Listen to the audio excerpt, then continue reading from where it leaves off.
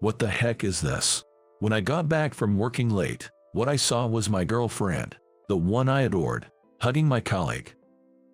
As my emotions crumbled, I desperately parted my lips. My name is Kevin. I'm the guy who had my girlfriend stolen by a coworker. Dragging my heavy feet, I trudged the path to the office. A heavy sigh escapes my lips and seems to get sucked right into the ground. Why do I even have to go to work on a day like this? Such complaints spill out in my mind. I used to think that having your girlfriend stolen by a colleague was something that only happened in dramas. Never would I have imagined I'd have this kind of experience. I met her at a company drinking party. We worked in different departments and originally had no connection, but amidst the lively crowd, someone called out to me, "You're Kevin, right?" Turning to the voice that held a fluffy sweetness, there stood a beautiful woman clad in equally fluffy and adorable clothing. "I'm Alice from the accounting department." She bowed her head lightly, so I quickly bowed mine in response. "I'm Kevin." "I know, you're quite the celebrity, Kevin." "Celebrity?" I tilted my head in confusion at her smile and such a remark. Seeing my reaction, Alice's smile deepened even more. "Kevin, you're known as the sales department's ace, even in accounting." "An ace, that's too much." Though her words made me modestly shake my head, inwardly, I felt pleased. The sales department's ace. Indeed, my performance had been good lately. My deals were going well, and it seems other departments knew it too. While my cheeks relaxed with joy, Alice approached with a hint of nervousness. "May I join you for a drink?" The circulating drinks and her blushing cheeks made her look incredibly endearing. Before I knew it, I had nodded to her invitation. And I thought everything was going fine until yesterday, or was I the only one who thought so? Taking a deep breath at the office entrance, I braced myself and stepped forward. "Good morning." Contrary to my resolved heart, my voice came out small and trembling. Yet no one seemed to notice, as everyone greeted me as usual. Well, not everyone, but everyone except one. Good morning, Kevin." Just as I had steeled my resolve, my coworker James greeted me with a nasty sneer, as if trampling all over my decision. Seeing his face for the first time since yesterday made my heart ache, and I involuntarily turned away. "Did you sleep well last night?" But James kept talking, regardless of my desire to ignore him, and anger started bubbling within me. Honestly, I didn't want to remember yesterday. I averted my eyes, wishing he would just leave me alone. "What's the matter? Not fun?" James said that and went back to his desk. Sigh. On the deserted rooftop, as the autumn wind blew, I let out yet another sigh. The slightly chilly breeze seemed to calm my heart, making me feel a bit at ease. I had told Alice yesterday to leave. At first, she seemed to want to make excuses, but then, seeing me downcast and clenching my fists, Alice swallowed her words. She must have sensed my unyielding intent. Of course. In the apartment we started living in together, I found her embracing James, my coworker. There's no way I can forgive that, nor do I want to. What am I gonna do now? The room was rented to live in with someone else. It's a bit too spacious for just one person. I was considering moving as one of the options for what to do next. As I sighed and looked up, the sky was clear and beautiful, in stark contrast to my feelings. While I was about to sigh again, looking at the sky, a voice suddenly interrupted. "All those sighs. Are you sure you're okay with happiness slipping away like that?" I was taken aback by the unexpected voice. "It's you, Sarah." I was surprised at the person I find when I look up. It was Sarah, known in the secretarial department for her beauty. Took him up for a break on the rooftop and find the ace of the sales department looking like a zombie. Zombie, that might be a bit much, but indeed, anyone who saw me like this would think the same. Unable to argue with that, all I can muster is a wry smile. Sarah smirked a bit mischievously at me and says, "Want a beautiful and dependable older woman to listen to your troubles? Huh? You've got something bothering you, right?" I had been sighing. After all, it should be obvious I'm troubled, yet I feel as if she can see right through to my heart. Talking about it can make you feel better. Her smile is playful, but her eyes are filled with kindness. Encouraged by Sarah's words, I started to spill my thoughts in bits and pieces. Well, it's just that, in the end, what Alice really wanted was just a boyfriend with a good title, not me for who I am, I confess. As I talk, I realized how much it had actually hurt. I'd been so focused on work and what comes next since yesterday that I hadn't given myself the chance to process my own feelings. That's why I hadn't noticed. I felt something cold on my cheek. Only when a tear dropped onto the fist I've been clenching, I realize I'm crying. After I finished talking, Sarah took a breath before speaking. "You've been strong." She offered me a handkerchief, which, surprisingly for someone as glamorous as her, was a cute pink color. "Thank you," I managed to say, taking it. Then Sarah looked at me with a straight gaze, her beautiful face bringing a mix of confusion and nervousness to me. Then she said something unexpected. "Hey, Kevin, will you partner up with me?" The word partner brought questions to my mind. "What do you mean by that?" I asked honestly, and a playful smile appears on her face. She's beautiful, but Sarah also seems to have a childlike innocence about her. "There's a big project starting up. I want you to help me with it," she explains. Sarah's slender white fingers overlapped with mine, gripping the handkerchief. I flinched reflexively, my heart skipping a beat. But she doesn't seem to notice my reaction. Instead, there's a firmness in her touch. "What do you say?" She asked this at close quarters. Being part of a big project will definitely improve my skills. And more than anything, I wanted to focus on work right now, to reduce the time spent on unnecessary thoughts. It might be selfish of me to approach a big project like this. As I'm battling with doubt in my head, Sarah whispers, "It's okay.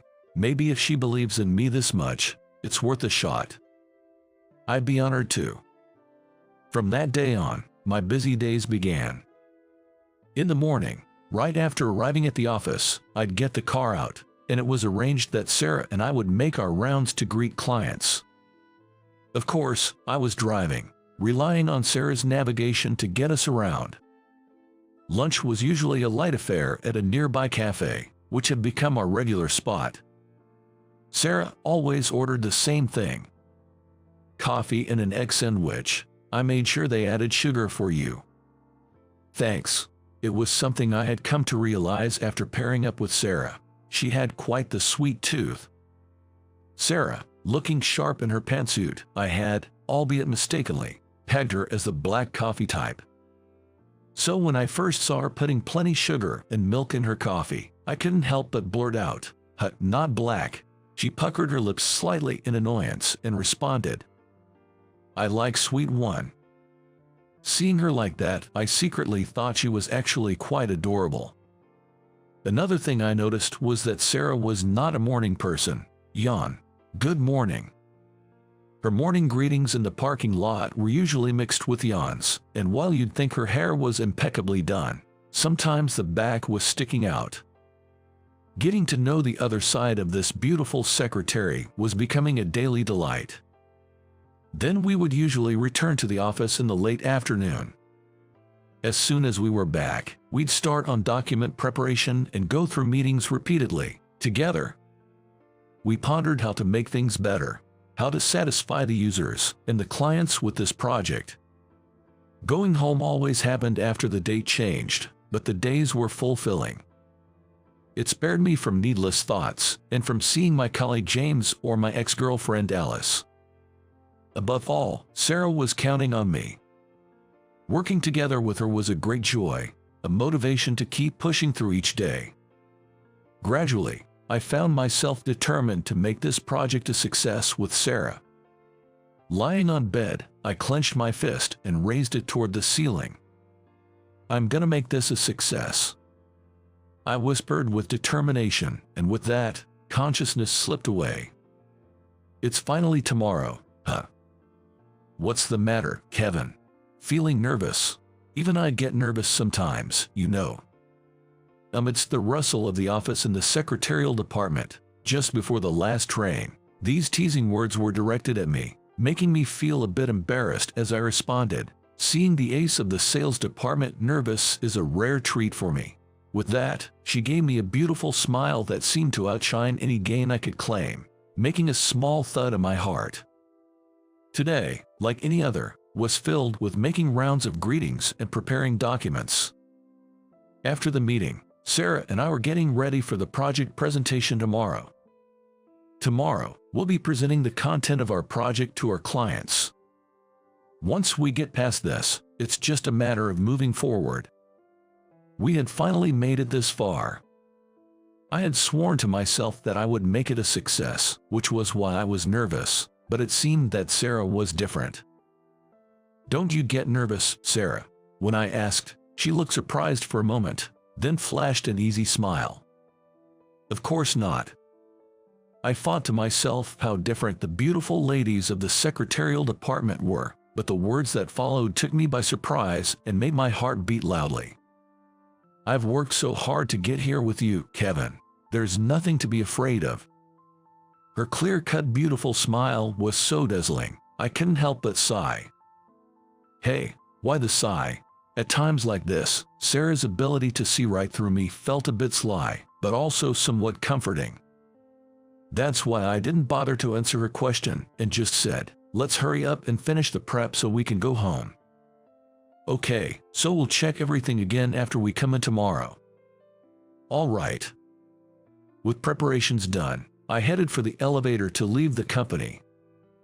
Thinking about the things to check tomorrow, I might come in a bit early.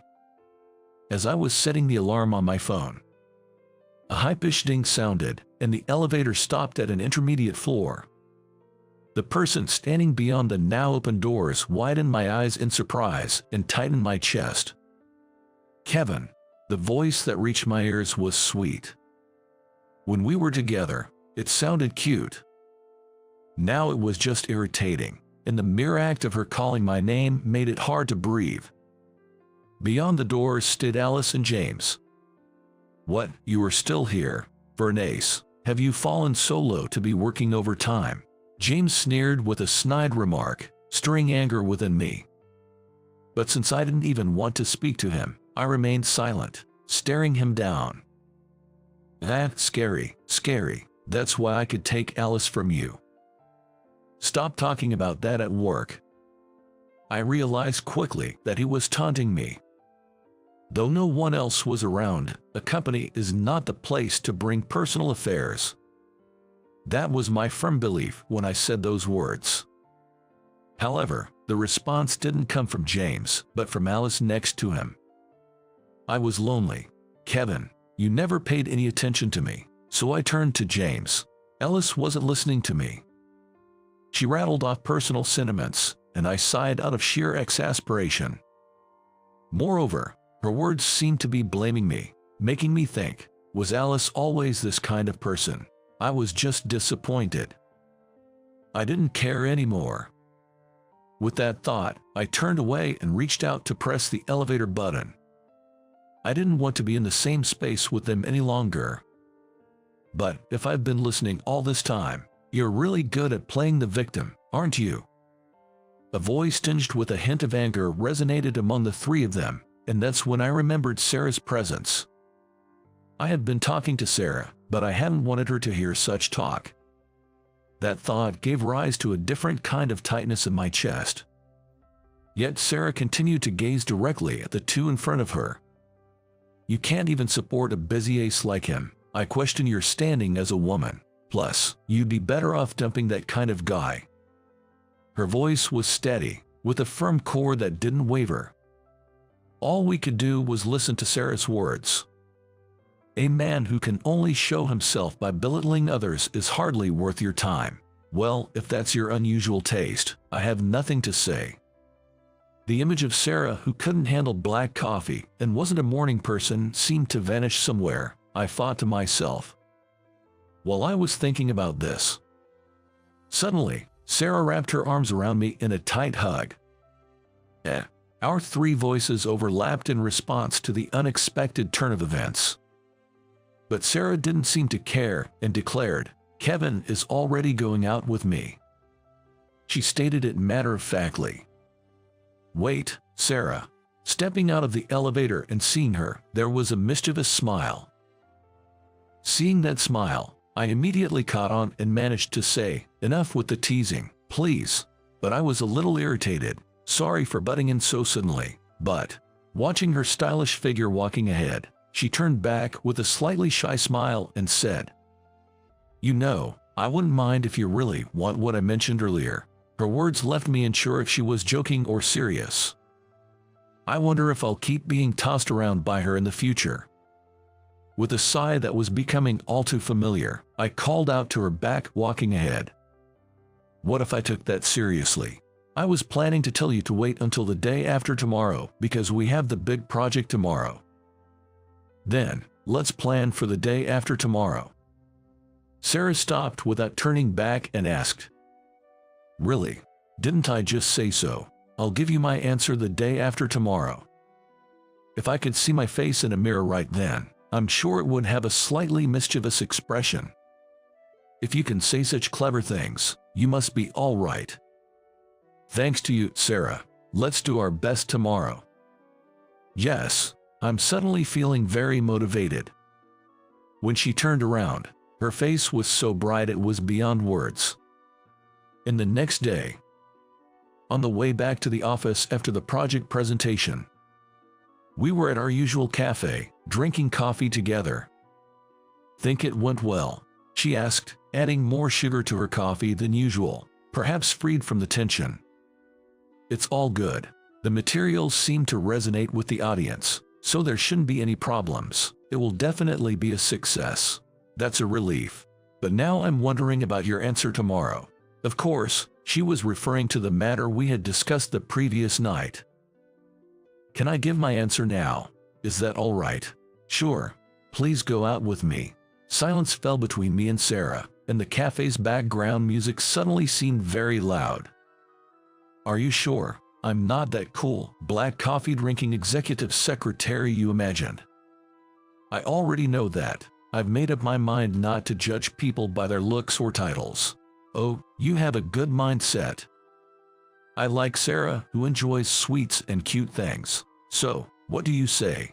"Thank you, I'd be glad to." Her smile was as charming as a young girl's. And that's how Sarah and I started dating, becoming the envy of everyone in the office. Speaking of those troublesome two, they got a good scolding from the executive for flirting during overtime.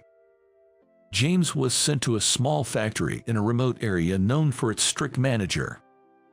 And Alice was transferred to a branch office full of tough career women, both apparently getting squeezed dry every day. "Hey, there's a new project." "Yes, leave it to me." As for me, I'm confident of a bright future every day.